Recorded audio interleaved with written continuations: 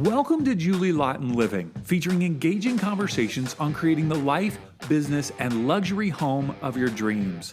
With over 30 years of experience in the design build industry, Julie has completed over 1,000 remodels and custom homes in Southern California and provides architecture, design, engineering, and general contracting as a unique one-stop shop for her clients. Let's join the conversation now. Julie, welcome back to the show. It's great to be with you. Thank you, David. It's so good to be here. Okay, so take me through the design process from the moment that a new client comes on board and they say, all right, I want to remodel my entire home. For instance, I was in one of the homes that we're working on right now in Laguna Beach the other day. Beautiful ocean view. Oh my goodness, it's incredible. They are going through a renovation process. What did you say to this client from the very beginning to help them guide them through the process? Well, first of all, this client actually interviewed like 7 people and picked me because I was the most confident one about what we should do. And I was also probably the most personable one. And I also do the design and the build as one-stop shop. But what it is I think I gave him confidence because I guaranteed him that it's going to be his house for him. We're going to go through a process where I'm going to pick your brain and we're going to get what you want out of you and onto this house. And we had a quick meeting about, what he likes, and we agreed, and I agreed, with what he liked too. So that helped. Because when the design process starts with, hey, what does the client want? But, what can we do to this house? So there's conflict sometimes there, but yeah, he picked me because I'm confident, and he still jokes about it today because he asked me what we're doing, and I'm like, well, we're not doing that, and we're doing this. So he likes my instant ability to decide. So I heard what you said there where you go, man, sometimes here's what the client wants, but also here's what we could do with the home. So when you see a home, do you almost hear the home talking to you where it's saying, this is what I want, this is what I need? Or do you more focus on the ideas of the client, or both? When I walk in the house, usually I get in there by myself to go check it out. Sometimes I'm able to do my walkthrough and I'm by myself, and the house tells me exactly what it needs because I can see the old design, the old style with all the broken up rooms, but I can also see what it can handle structurally and what it can't handle structurally. And then I can see what I can do to it. And then I can see what all that costs instantly. So within 30 minutes, I can tell you what to do with the house and what it will cost. And then that's combined with the client and what they want, because you got to tell the client right away, well, if you really want that, it's going to cost this, or, that's great, let's do it. But just a heads up, it might cost this opposed to that. If you do this opposed to that. So the cost factor and what you can and can't do needs to be in that early discussion, because that's what most architects and designers don't do. That's why there's problems. So you want to have the cost factor analysis and bring the contractor in day one to what you can and can't do. Trust me, you do, because you don't want runaway plans that you can't afford to build. So yeah, I always say the house talks to me, but I see it because, I know how it's built now. So it's fun. So you have this walkthrough on your own. That's the first step. The house talks to you. Then you meet with the client. Now they're talking to you. Now, what if what they're saying won't work structurally, or you don't think it design wise is a good fit? How do you navigate that conversation with the client? I just say, hey, did you think about this for a second? I'll go just think about it. If you want to do this, you want to do that, guess what's going to happen? Because usually the client wants something that's doable, just so you know, almost 99% of the time. And they've thought about it a long time and maybe talked with other people, but there's some clients, oh my God, it kills me. Maybe 1% or less than 10% that want stuff that's actually impossible to do. And Give me an example. Come on, give me an example. Just, adding on a story, a cantilevering out over a canyon, and I want to put a room on the side of a hill like this, and can I just stick it under my house? They go, yeah, how am I going to excavate that and not let your house fall down the hill? Who's going to hold up your house if I take away all that dirt? How are we going to do this? Think about it. It's not going to happen. So I have to explain to them what would happen if I did that. And then because I had a client that wanted to add a room on, and he's on the side of a hill, and he wanted me to cut in to the hill where the foundation of the house was and take all that dirt away. I'm like, what's holding your house up? What do you think? What do you think? I said you could, and if we wanted to do that, you couldn't afford it. So so I hate having that conversation, but I have that as fast as possible, because if they have this thought in their head, they've had it in their head for a while, and maybe they talked to someone else in most cases that said, "Oh yeah, yeah, yeah, let's do this," and I'm like, "Oh," and then I have to explain to them and be the bad guy, and they usually don't hire me, but whatever. I tell them right away, I do not play along with that game. Uh-uh. All right. Mm. So you have the conversation with them about what's doable and what's not doable. You're integrating the cost. That's what I'm hearing. Yes, Um, immediately. immediately. And is that prior to them hiring you or after they hire you, or give me the steps here? Well, what happens is everybody wants to know, can I do it and how much it'll cost in the first 5 minutes or the first meeting? So I just get it out of the way because I can tell them. Because in other cases, the architect usually can't tell them, and the designer sure can't tell them. And then they got to go to a contractor, but there's no plan, so he can't tell them. So I just get it out of the way at the first meeting, so it's out there. So if they won't tell me their budget, fine. Here's what I think it's going to cost. Chew on that.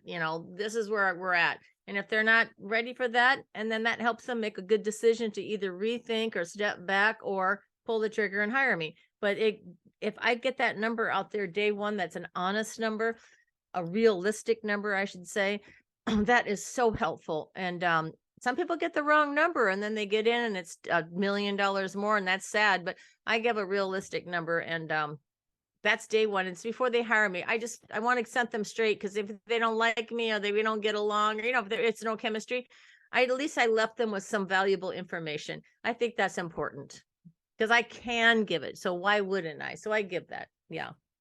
So in the case of this home that we were just looking at in Laguna earlier this week, you showed up, you connected with this gentleman who owns it, you walked through your initial conversation. He interviewed 7 people. He chose to hire you. Mhm. Now that he hires you, he signed the contract. What's the next step?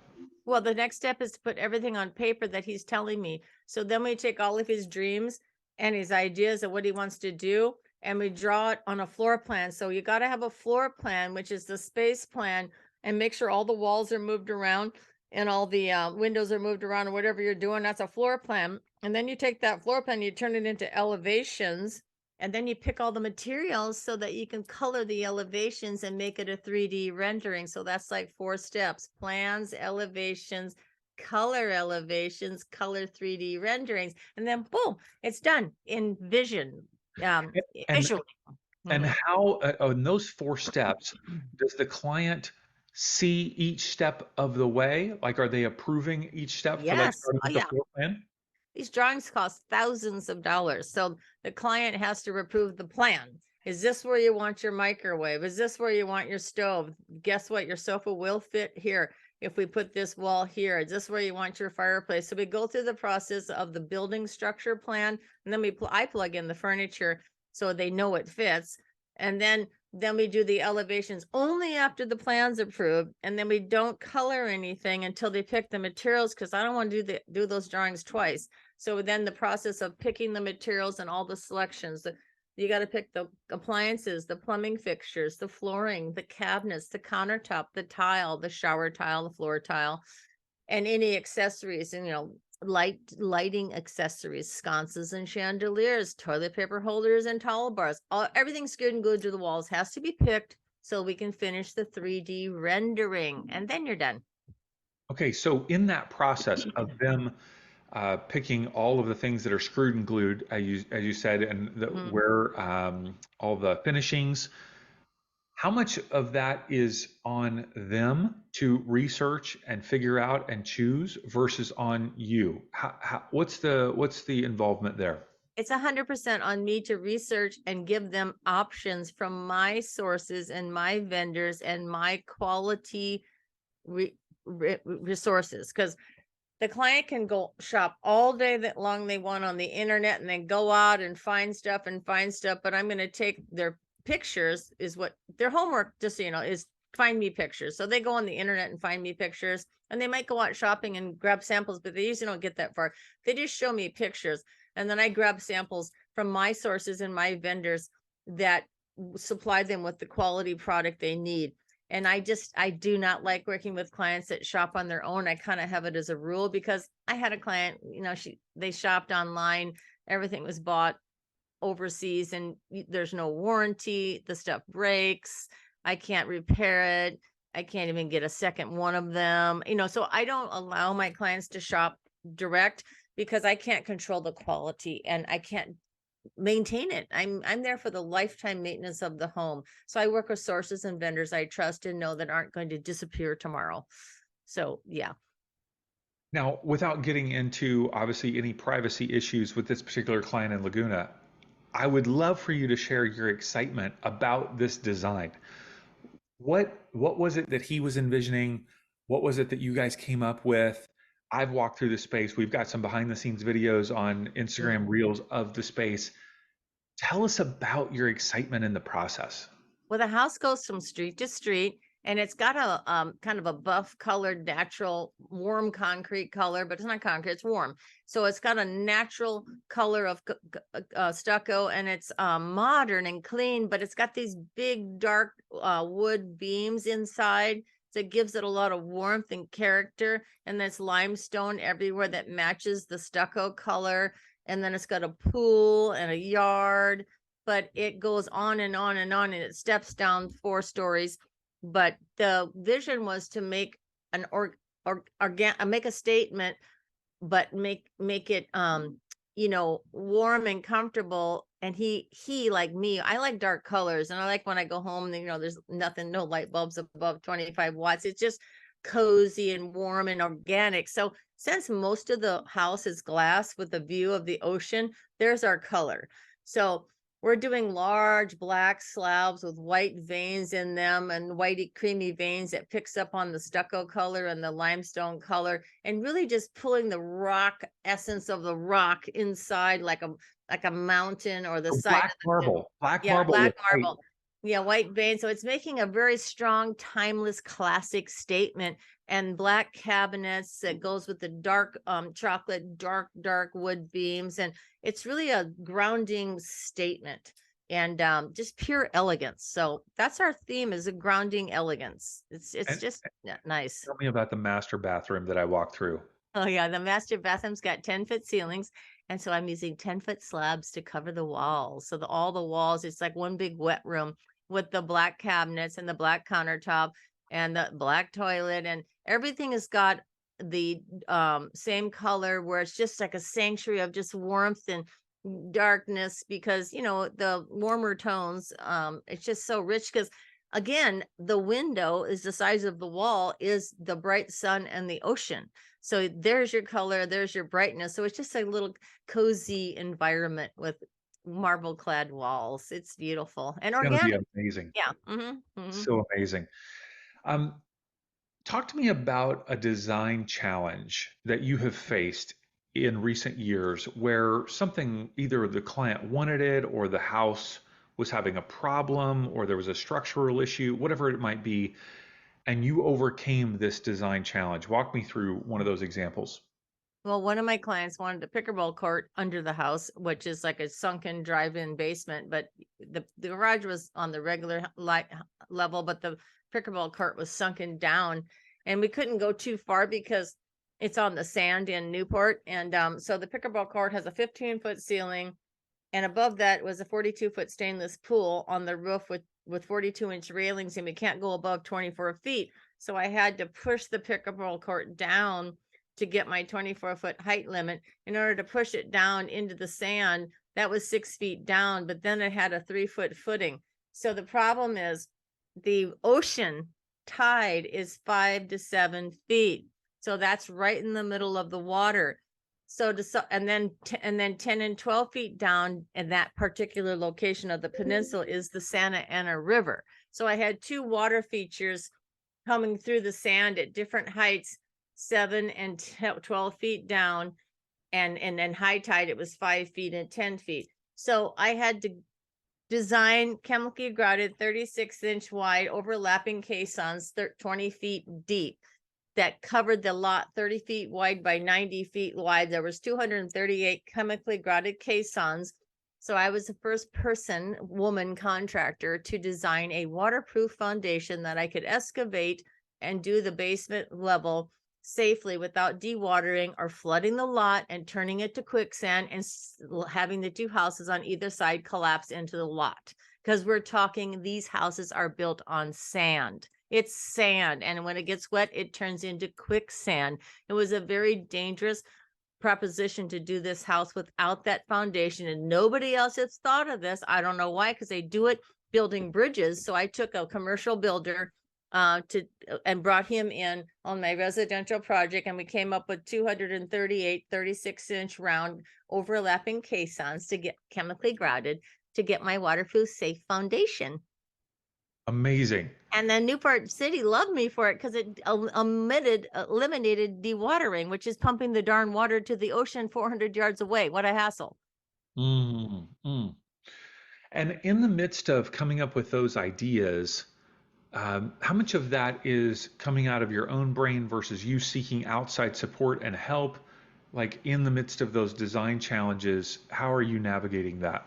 Well, I'm there to make the project safe and cost effective, but safe. So there's two things in construction: is safety. And so when I did that, I reached out to my soils engineer, who then reached out to these other guys who do the chemically grouted caissons, and we played around with that idea of how we do that, because these guys' equipment's too big to fit in a residential situation, because this house access was the alley. You can't even barely get two cars to pass, and their cranes are too big, so they had to use different equipment. So the point is, I knew what I needed to do but I didn't know how to do it, because I didn't know about chemically treated caissons until I was introduced, and then we came up with the solution together, because there was many more factors at play after we came up with, let's do this. And then we had to work on the design. It took 6 months to finish the plans. Behind the scenes engineer meetings were intense. I bet. Mm-hmm. So when someone walks into a home that you have designed or built or remodeled, what do you hope that that person will experience, whether it's the homeowner or a visitor? What do you want them to feel and experience when they walk into a home that you've designed and built? Well, just like when you slip into the seat of a Bentley or an Aston Martin or a Ferrari, whatever, it's that custom quality and elegance. It's that feeling of elegance, that you're surrounded by luxury because it's quality. Not that it's flashy or something, but it's quality, and it's built to last, and it looks good. It's easy on the eye, and easy on the eye means it makes you feel good. So that's what it is. You want to feel good. Like when you're wearing a good outfit, you feel good in the clothes. You want to feel good in the home. So, I love it. I love it. Well, thank you so much for walking us through this design process, and I'm excited to see more of these homes being transformed before our eyes. So good. Thank you, Julie. Thank you, David. It's a pleasure being here.